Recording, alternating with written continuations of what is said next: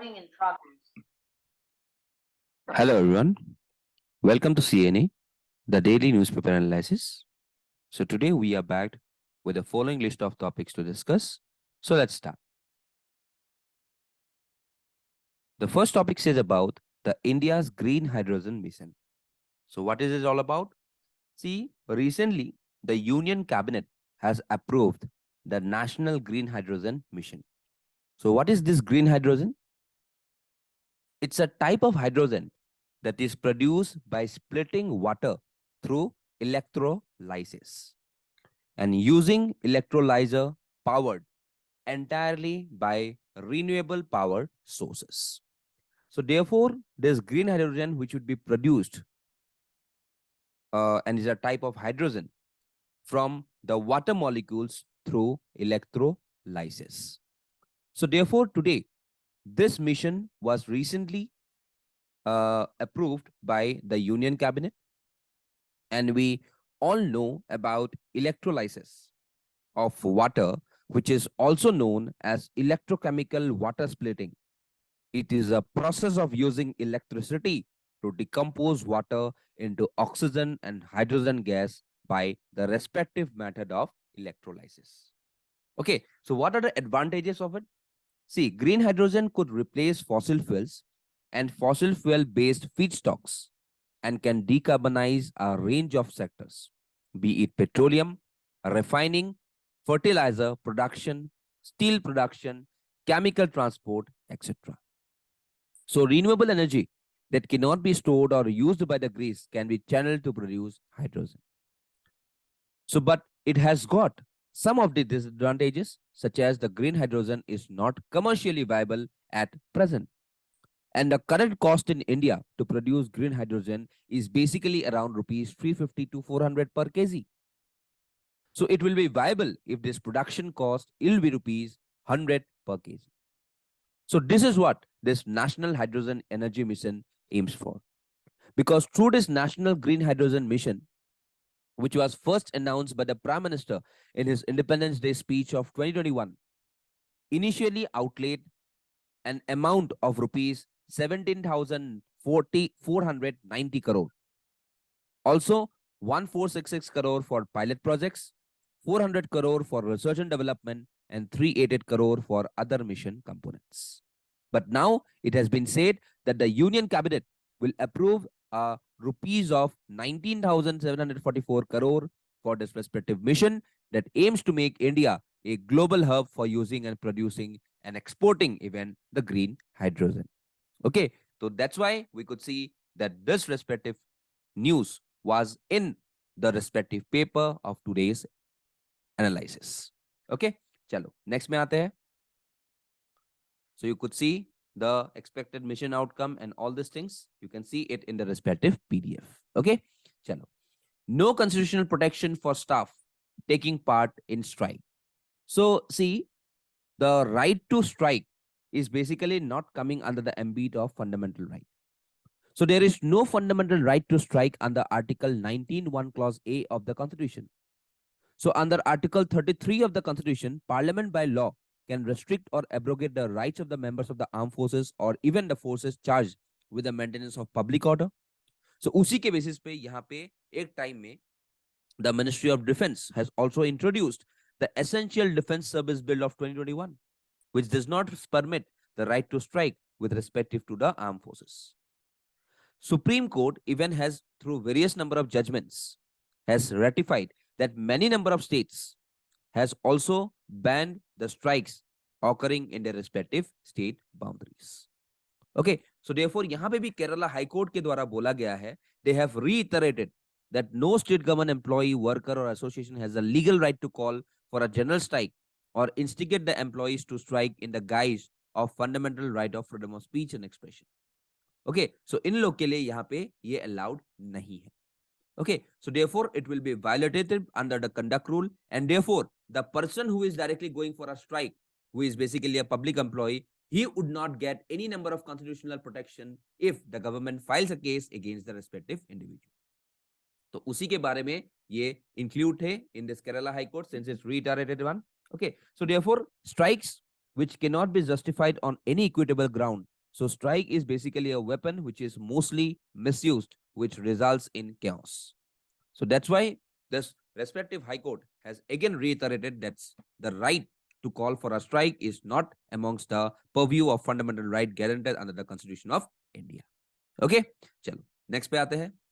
The decennial census. तो ये अभी सेंसस होने वाला था in 2021.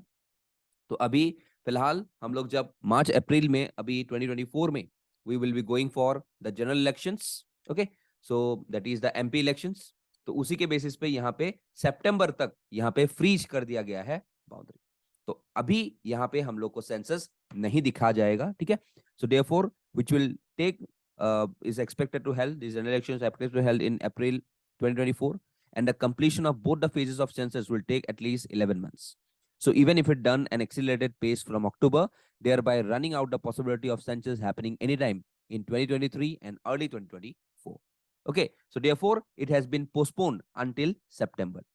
Okay, so therefore if I say about the decennial census of India, which has been conducted 16 times as of 2021, where it has been undertaken every 10 years, beginning 1872 under the British Viceroy Lord Mayo, okay, who was the first to take the complete census in 1881.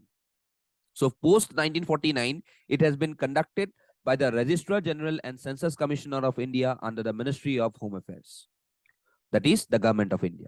So all the census since 1951 were conducted under the 1948 Census of India Act, and the last census was held in 2011, while the next was to be held in 2021, but because of the COVID-19 pandemic, it was directly postponed.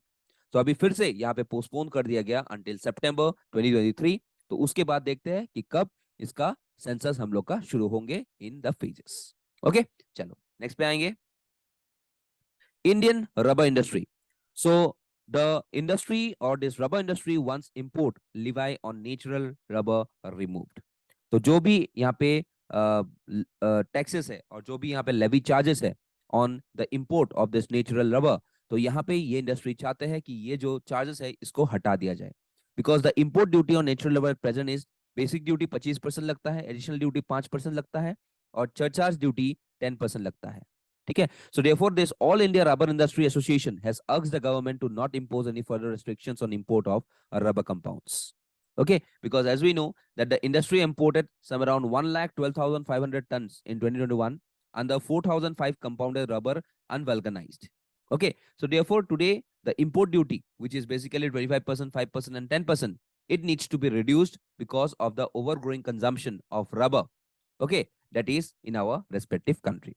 So today, if you see this rubber, that is the natural rubber, so it consists of polymers of organic compound isoprene with minor impurities of other organic compounds. So the main chemical constituent of rubber are elastomers or elastic polymers. Okay, so Thailand and Indonesia are two of the leading rubber producers. And in India, we could see Kerala, Tamil Nadu, Karnataka are going for a rapid production of rubber. So India is the world's second biggest consumer of natural rubber. So this rubber tree or rubber plant, which is basically known as Hevea, Hevea, Hevea brasiliensis. Brasiliensis. Okay, so this is a rubber or tree plant. It's a flowering plant belonging to the spurge family Euphorbia. So the milky latex extracted from the tree is the primary source of natural rubber. So this tree, that is Hevea brasiliensis, it's a deciduous tree which is very much tall. So this tree requires tropical or subtropical climate with a minimum of about 1200 millimeter per year of rainfall. Okay, so therefore in the wild the tree can be going to a height reaching about 140. Okay, so therefore today we see that even in the northeast, Assam as well as Tripura as well as Nagaland has got a rich quantity of this trees which is basically going for this rubber. So abhi यहाँ पे देखते हैं कि like the demand made by the All India Rubber Industry Association, which has urged the respective government to decrease or to remove the charges over here. तो ये करते नहीं government, तो हम लोग को ये बाद में देखने को मिलेगा, लेकिन अभी फिलहाल के लिए एक डिमांड गया है गवर्नमेंट ऑफ इंडिया तक. ठीक है. So recently I could also say that is one first GM rubber that is a genetically modified, that is the world's first genetically modified rubber was planted in Assam. So this was basically named to be MnSOD. Okay, that is manganese containing superoxide dismutase. Okay, which is expected to tide over the severe cold conditions during winter in the northeast and also some drought conditions during the monsoonal seasons. Also, you have to know about the Rubber Board of India, which is headquartered at Kottayam, Kerala, under the administration of Minister of Commerce and Industry. So the Rubber Research Institute is also under this respective Rubber Board. Okay, so this was all about the respective topic. Coming to the last one editorial, यहाँ पे बोला गया है about digital healthcare.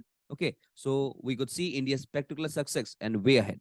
So see, if I see about the Independence Day speech of the Prime Minister launching the National Digital Health Mission, which during an unprecedented novel coronavirus pandemic crisis caught everyone's attention. So yet, despite all these respective elements, it was not clear to many what to expect in the substantial terms. So going digital has no doubt been a magical phrase that has often been repeated in multiple contexts in the country. Okay, so therefore, even the leaves insufficient times for discussions among medical practitioners, hospital managements, associations of various stakeholders, and other members of the civil society for any meaningful feedback, we could see that there are some of the probable negatives also.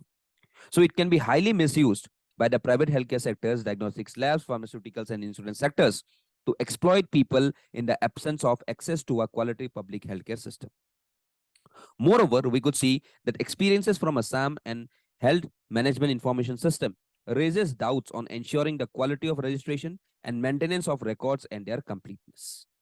So the COVID-19 triggered an introspection of the Indian healthcare system. So यहाँ पे कोविड-19 के time में हम लोग का यहाँ पे देखा गया है कि treatment and weaving the health care system in the potentiality, ये हम लोग को देखा गया था कि कैसे हम लोग इतना पोटेंशियल बन गए कि हम लोग कोविड जैसे एक पेंडेमिक को टैकल कर लिए. Also, emergence of reports of healthcare problem is a very imminent problem of our country today. So increasing the lack of interest between stakeholders of the healthcare system, and also such number of programs being the NDHM, that is the National Digital Health Mission.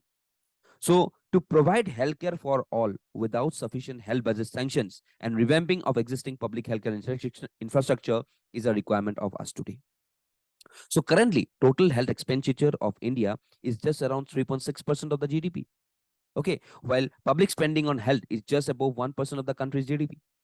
So आज अगर हम लोग दूसरे countries को देखें, Canada हो गया, Australia हो गया, तो उनका तो 8%, 6.3% of GDP है. हम लोग का बस 3.6% है. So Canada ranks first and Australia ranks 8th amongst the best healthcare system in the world. Okay, so therefore, if you needs to meet the challenges, we needs to overcome the challenges at the very earliest times. Okay, because today, if I see about the status of the Indian healthcare system, so the general perception behind the inadequate provision and availability of healthcare services is attributed to countries developing nation status. So India lags behind even amongst the BRIC countries. The national health profile is not even good today. अगर मैं आज भूटान का देख लूं, आज अगर मैं श्रीलंका का देख लूं, अगर नेपाल का देख लूं, so public health spending is less than 1% in these respective countries. And according to even the World Health Organization, India finishes second from the bottom among the 10 countries of its region for its percentage spending of GDP on public health. So therefore, India's healthcare system, which is based on various constructive processes, we need to transform this system because the public health practitioners at the grassroots level would continue to wonder if digitization is the immediate problem facing the healthcare or the best way to go about addressing data gaps. In their eyes, what millions face in the country are unreliable healthcare facilities in both the government as well as private sectors. Also, difficulties in getting timely care, availability of beds, and hygienically maintained hospital premises. The availability of the doctors physically or online and the continuous neglect of preventive and community health services is also very much of important. So therefore, they may be blamed for trying to delay the inevitableness and the inexorable march to digitization. So perhaps they need to discover that data is the only cure for all our respective ills. तो इसी के basis पे आज यहाँ पे discussion किया गया कि हाउ वी कुड मेक ये जो NDHM है, how we through this NDHM we could easily can contribute to the proper development of the healthcare system in our country. And therefore, government has come up with various number of digital missions, be it the Ayushman Bharat digital mission. Okay. Also, the COVID vaccines intelligence network. through which we could monitor each and everyone who is directly going in for the COVID-19 vaccines. Okay, so that is why we could see that through such number of processes, we are directly coming up with all such number of accounts, be it the Ayushman Bharat health account. So that slowly and slowly we could make our country free from these diseases, and also we could spend much more towards the respective healthcare scenario. Okay, so वही चीज यहाँ पे discuss किया गया है about the India's particular success and a way ahead. Okay, so that is all for today. We have this 5 number of MCQs. Please do join these MCQs and do join our Telegram and WhatsApp channel for further updates. Also, catch us live at 8:45 p.m. daily for the latest MCQs that has come in the recent past in the UPSC prelims. So that's all for today. Thank you and Jai Hind.